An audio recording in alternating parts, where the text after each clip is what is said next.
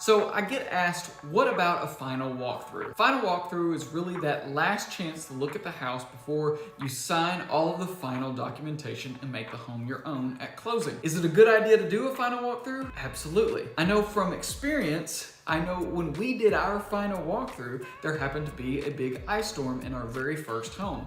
Fortunately, what we were able to catch before we signed on the dotted line and closed on the property was ice damming on our roof, which basically meant due to melting water, water had backed up and damaged some of the ceiling in our house. Now, this was able to be addressed before closing.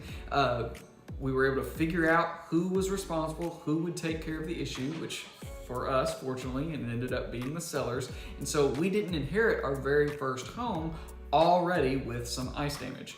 So, if you are closing on a property, it is a great idea to schedule that final walkthrough either the day before or day of closing. There's some benefits to doing it the day before, so things aren't so hectic. If you do actually find any issues or find some little things that maybe you didn't expect, it gives us a little bit of time before the actual closing to address those issues. But if something changes, if we have a big storm the night before closing or something like that, you're not getting as real time as a look or real time of a look at the property as you would the day of. So balance that. Make sure you talk with an agent or someone that you trust on when the perfect time to do a final walkthrough.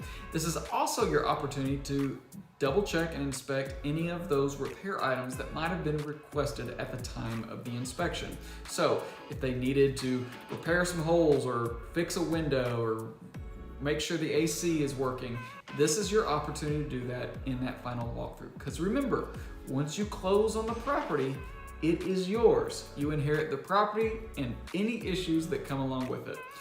Welcome to home ownership. If you have any questions about what makes sense or what kind of home you'd look for, or what are the things to look out for when you're searching for property to make sure that you don't get stuck with a bad one, let's pick up the phone, chat, look at some options and see what might work well for you.